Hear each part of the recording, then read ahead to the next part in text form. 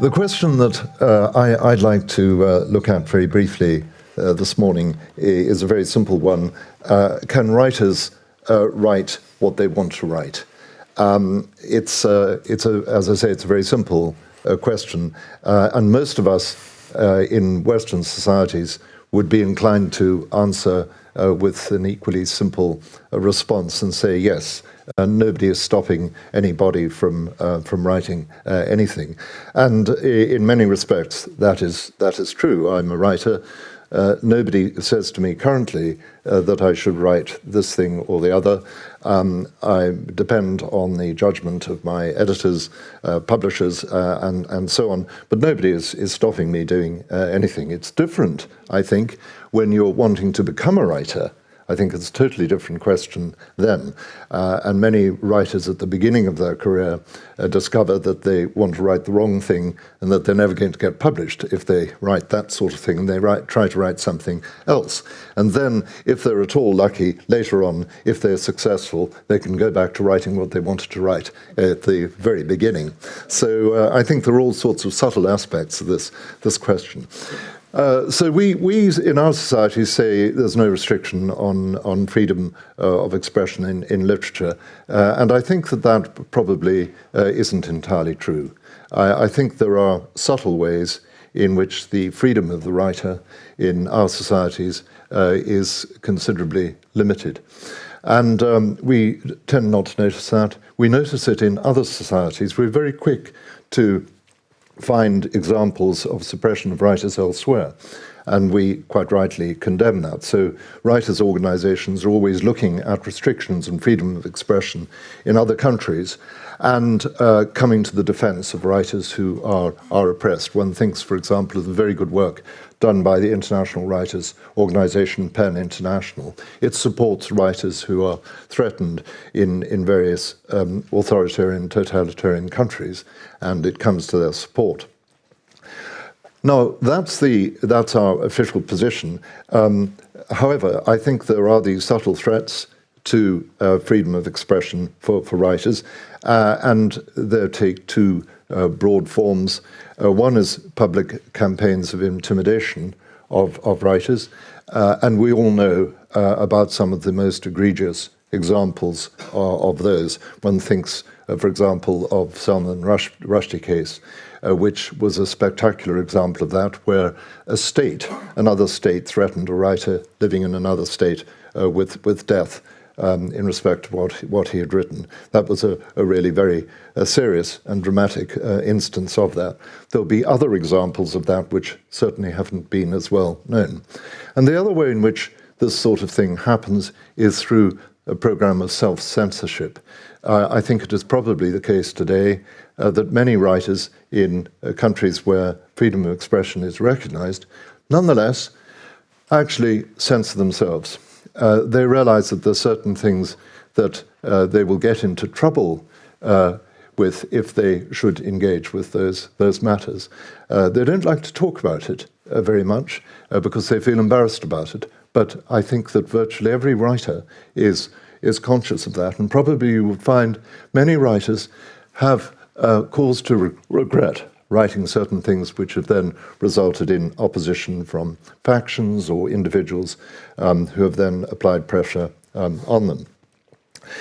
At the outset, of course, I would say that there are many respects in which freedom of expression for writers is impossible if you are talking about total freedom of expression. There are proper and justifiable limitations on what writers should be able to say.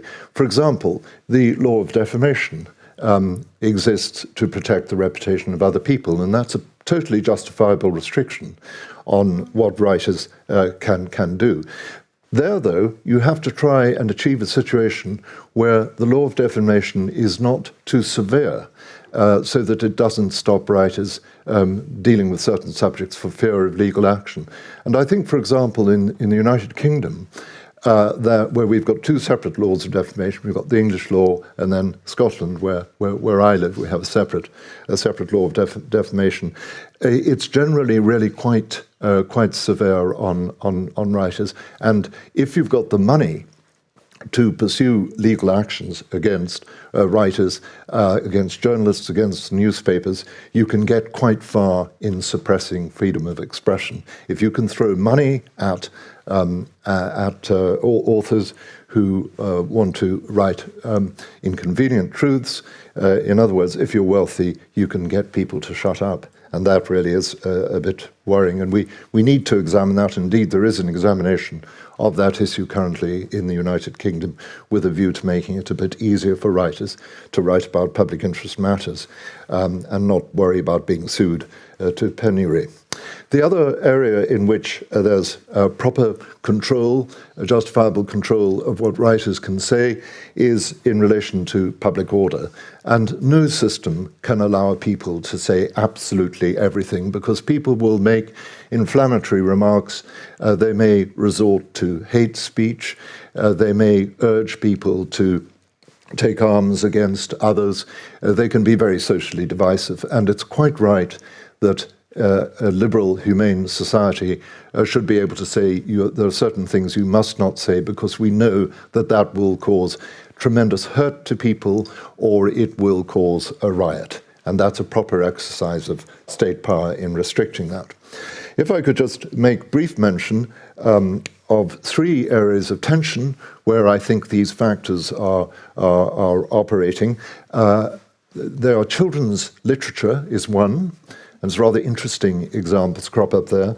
Second is the offence principle and the issue of offence, which at the moment is quite a controversial one. And then the third is the issue of authenticity of voice, another controversial and rather interesting problem. Children's literature, this is a long-running issue in children's literature. It's nothing new, because children's literature has traditionally been very concerned with adopting a moral tone.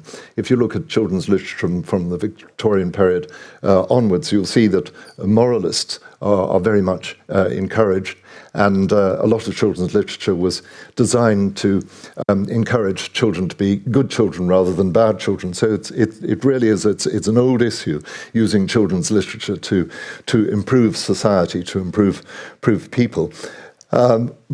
One can think of many examples of that. I remember as a boy, I had a dreadful book, which is still in print, called the Struwwelpeter. Now, I don't know whether the Struwwelpeter was popular in Sweden. It was a German children's book, and it terrified me. I remember being terribly, terribly frightened of a character called the Sucker Thumb Man, who had a big pair of tailor's scissors, and he would run around and he would cut off the thumbs of children who sucked their thumbs. And I believed in him. And I believed at the age of 5, I was really frightened about this. Interestingly enough, many years later, my wife and I were visiting a friend, and they said, we're having terrible trouble with our 8-year-old son. He's still sucking his thumb, and it's distorting his teeth. And this boy came into the room and looked a bit embarrassed about this. And I said to him, have you ever read the Struwwelpeter? No, I haven't read the Well, there's a character in it called the Sucker Thumb Man who's got a big pair of scissors who goes and chops off thumbs.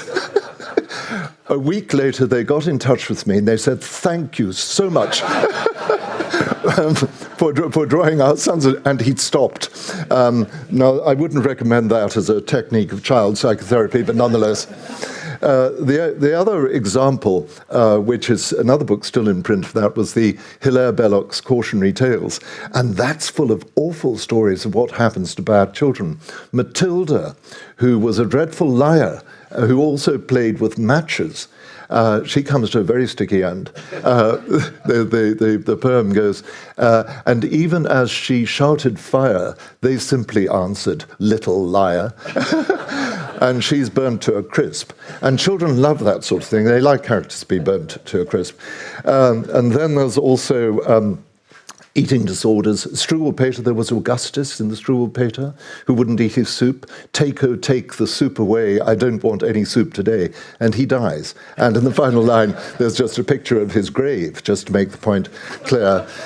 Hilaire Belauke also has eating disorders with Henry King. The chief defect of Henry King was chewing little bits of string. He suffers from intestinal blockage. And so all of this is going on in children's literature, which is fine. It's always been doing that. However, I think there is a problem now because there's a broader agenda, and this has been pursued by publishers and editors quite seriously, and they are trying to do a fair amount of social engineering. They're trying to correct things that needed to be corrected. For example, they needed to reassert the rights of girls and the positions of girls as opposed to boys in children's literature. So that was a proper correction, and girls were given their proper place, and they were able to play the principal role and all of that. But the difficulty is that when you make a correction, you can sometimes overcorrect, and you can end up giving a very small role for boys. And I think that is actually happening in children's literature at the moment. It's quite difficult to find stories for boys where boys are doing the sort of things that boys might like to do, which is to have adventures. So there's a certain sort of role model being imposed on children in these books. And once again, the issue is balance, trying to get the balance correctly so it doesn't become oppressive. And also that it doesn't exclude certain people from the category of people who should be allowed to write and publish children's books. And that is an issue. Very quickly, because I only have a minute or so left, another area where we are seeing this subtle pressure on writers is the offence principle. We all know about what's happening there, and I'm afraid the universities are making that a bit worse by stopping certain authors from being taught, because they will offend the students. The students are all very shrinking violets. They're all terribly sensitive these days, and they don't want to be shocked by anything unpleasant. So where is that going to end, one might ask? Are we going to refuse to have Shakespeare, because Shakespeare is full of terrible things which would upset anybody at any time? Homer, we shouldn't really be reading the Odyssey at all, because look what Ulysses does when he eventually gets home. He behaves in a very inconsiderate fashion. And so that, I think, is a real danger.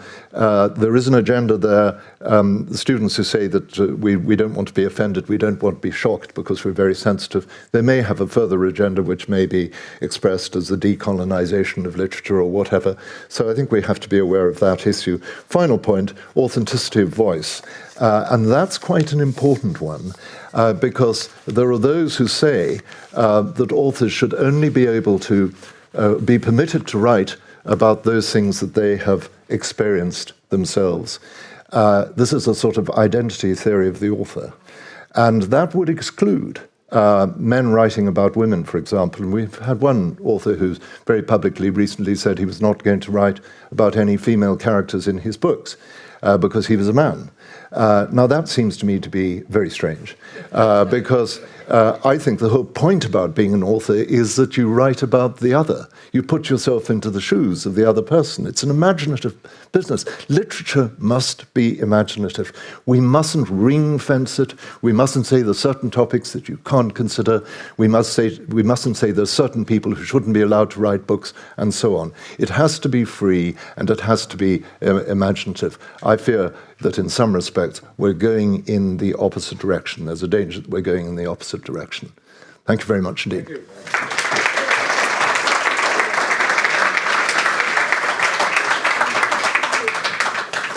Could we say that the publishers say that you're free to write anything as long as you write an international bestseller? Yes. So the industrialization of publishing is shaping literature today. I think that's a very good point. I think that literature obviously exists in a marketplace, and of course that marketplace ultimately can guarantee its freedom. I think that's an important part. But I do feel that publishers can pay far too much attention to fashion and its implications, obviously commercial implications for them. Publishers are always wanting you to write the last bestseller. They're always one step behind. They say, well, somebody's written a book about a boy who goes off to magic school. Please write a book about a boy who goes off to magic school. It's a sort of reactive business. So yes, publishers and commercial pressures play a part in that. Publishers are a very imitative species. They want to do what other publishers have done successfully. So when 50 Shades of Grey was published, everybody said, what a great idea to have billionaire romances. And there's a whole genre of billionaire romances that one can see if one descends to those levels.